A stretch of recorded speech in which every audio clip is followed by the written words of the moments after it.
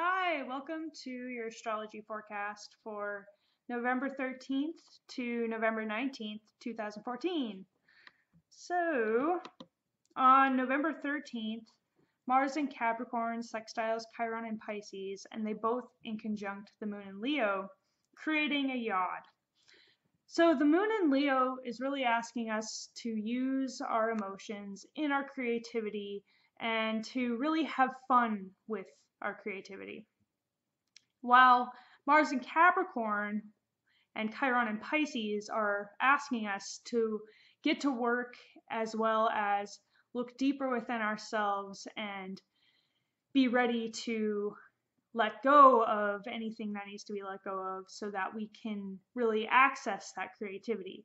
So, in order for us to really do that, we have to kind of become aware of anything that is blocking us so that we can really move forward. And in order to move forward, then we need to look at our emotional state so that we can feel free to create.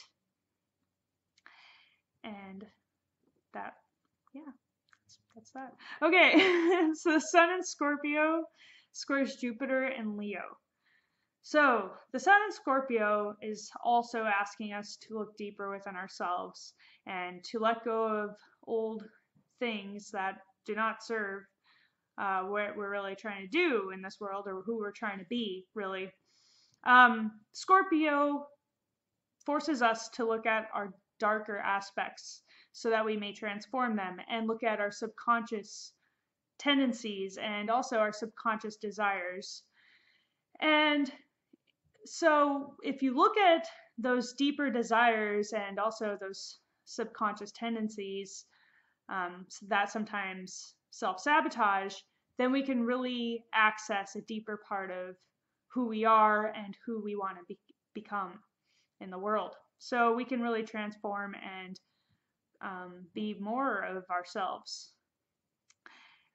And with it squaring Jupiter in Leo is asking us to expand and grow and learn and create and enjoy life, to really access the joy in life. So with them squaring, there may be some tensions around whether you can basically expand at this time. You're kind of in a conflict about going within and searching outside of yourself. So the best way to deal with this is to actually go within first and create from that deeper place so that you can expand. And that's really the way that you can learn and grow and become more expanded in your world. Okay, Uranus and Aries, semi-sextiles Chiron and Pisces, exactly. And they're both retrograde, so they're kind of moving in tandem right now. So they've been semi-sextile for a while, but they haven't been exact to this degree, to this second, until now. All right, Uranus in Aries is, well, let me actually talk about Chiron and Pisces first. So Chiron in Pisces is helping us to dissolve all old hurts, all old pains, and essentially helping us to dissolve the pain body. And we can do this by accessing the present moment. With Uranus and Aries, this is helping us to break free of old patterns and old ways of being and be able to really step forward as who you are, who you were meant to be. And letting go of any egoic or egotistic tendencies, one of those, huh? And be more free and independent and more you. So that's like been a big thing that I've been noticing. And the cool thing is it's kind of like in that order too, because semi-sextiles are kind of like a level up is kind of how I see them sometimes. So Chiron in Pisces is helping us to let go of all the karma, and Uranus in Aries is helping us to really take those first leaps forward as we dissolve and break free. So it's kind of cool. And right now they're retrograde, so it's been a very inner journey lately. We've been looking within ourselves and letting go and releasing and all that stuff. And once they go direct, I have a feeling that will be less needing to go within, and more movement forward from there. Okay, on November 14th, the moon conjuncts Jupiter in Leo. So this is just good for creativity, for learning, for expanding and growing and connecting with others and being able to find romance easier and have more philosophical discussions, perhaps even philosophical about feelings and being able to expand in how you feel. And the best way to feel expansive is to actually have some fun at this time and get in touch with your inner child, or if you have children, then it's a great time to have fun with your children and help them to learn and grow. And it's just a great time for like childlike joy, and you can really find that expansive energy through that, through playing and creating and having fun. All right, then the moon in Leo squares the sun in Scorpio, which is the last quarter moon. And so the moon in Leo squaring sun in Scorpio. The moon in Leo, of course, is fun, but it can also bring a sense of drama, and it can be both the good or bad kind of drama. And squaring the sun in Scorpio, this is really revealing some of our darkest aspects of ourselves, of our personalities. Sometimes that can bring out triggers in others and triggers within ourselves. So this may be sort of tense, and there could be some emotional drama that ensues. But really, if you are able to be more take more responsibility for your own side of things and be more true to yourself while simultaneously not making it a big drama fest, then that's really the best way to deal with it. And also maybe be more creative to have an outlet for some maybe emotions that are coming up for you at this time. That would also be beneficial. And then the moon moves into Virgo, and that happens like right before midnight, at least according to Pacific time. I always do everything in Pacific time. So some of these may go into, the next day for some people. Anyways, the moon moves into Virgo. This helps us to take care of practical matters, and it also can have us overanalyzing our emotions sometimes and being maybe critical of ourselves a little bit. So as long as you keep your mind off of those areas and not be too hard on yourself, and just take care of what needs to be taken care of, then you should feel fine.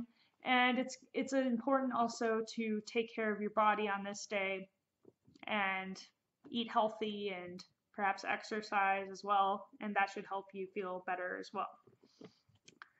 And on November 15th, Neptune goes direct in Pisces. So while it was retrograde, we've really been searching within ourselves and really feeling into our more unconscious feelings and looking at our dreams and noticing all that stuff. And now that it's going direct, it's like we can kind of start being more like outward in our spirituality, maybe sharing some of the things we've learned, or learning from others more when it comes to their own spiritual awareness. And it can also help us to perhaps let go of old addictions, because when it was retrograde, there may have been a tendency to look to old addictions. So Neptune going direct might actually help us to sort of get back on track with letting that stuff go. And we may be actually more aware of our dreams. I mean, it's kind of funny because Neptune was just trining a whole bunch of stuff, so it's been very active, and now it's going direct, which is awesome because I always find that whenever things go direct, it's like there's a lot of action around it at first, and then it's like, now it goes direct. It's like being prepared for being direct. I don't know. So, Neptune going direct, I feel like this is going to make our intuition more outwardly known in some way. Maybe others will look to us for advice, or we'll look to others for advice. We could be more compassionate towards others, and perhaps we will be, doing healing work with other people, or there could be group work that is done. There's a lot of collective healing going on, generally speaking, and there's also a lot of collective intensities coming up, a lot of unconscious stuff showing up in our world. And, everything's just kind of being made more aware at this time. So there will be more awareness being brought upon us about our own unconscious stuff. So, yeah, that's just kind of been happening. All right. On November 16th, Mercury in Scorpio sextiles Pluto in Capricorn. So, Mercury in Scorpio is really helping us to get to the truth of the matter, to have really intense conversations, be able to research a lot better, uncover hidden truths, communicate our own truths, perhaps having hidden stuff come up and having to talk about that stuff, having subconscious stuff come up, and transformative conversations. And then sextiling Pluto and Capricorn, I mean, that just basically amplifies it. It could also, some conversations could help us to uncover what it is we wish to do with our careers and with our status in the world, be able to understand what needs to happen next. There could be some serious transformation in our careers at this time, and really some hidden gifts could also come up for us that can really help us to move forward in that area. And then Venus moves into Sagittarius. So this is great for relationships. There could be more of a sense of adventure and expansion, and there could also be a lot of learning that occurs, maybe philosophical stuff, looking at our relationships a little more philosophically. And there may be sort of a tendency to want to expand in our relationships in some way, like perhaps make new friends or expand, your who you know, that whole thing. And yeah, I mean, it's definitely a good time to do new things, learn new things, explore new territories, and yeah, learn and grow, expand, evolve. All right. On November 17th, Mercury in Scorpio trines Chiron in Pisces. So, some conversations could really be triggering us at this time, and some new things could come to light about old wounds, and there could be a lot of healing going on and transformation, and our conscious minds are really getting involved in those old unconscious wounds, and that's helping us to release them and look at them and really just let go of them. Writing about it could help you, or talking about it could help you to release them. And yeah, it's pretty much that, huh? All right, and then the moon moves into Libra. So this is good for nurturing our relationships and for understanding other people's points of view, especially on an emotional level. You could be more empathetic towards others, just as long as you are still maintaining your own sense of boundaries and knowing when it's your own emotions and another person's emotions is important. But it's also good for maintaining peace and cooperation and really taking care of your relationships. And on November 18th, the Sun conjuncts Saturn in Scorpio. So this is really asking us to take responsibility for our darker aspects of who we are. It's also helping us to become aware of any limitations we may have imposed upon ourselves. And it's also asking us to really look within to find that deeper aspect of who you are so that you can overcome any limitations and be able to move beyond that feeling of responsibility, because sometimes Saturn can kind of put a weight on us so that we can really move forward with things. And the best way to deal with that is to actually do what Saturn is asking of you, which is usually something that crops up on that day, like a responsibility, or maybe there's something you need to let go of in your life that you just have been holding on too tightly to.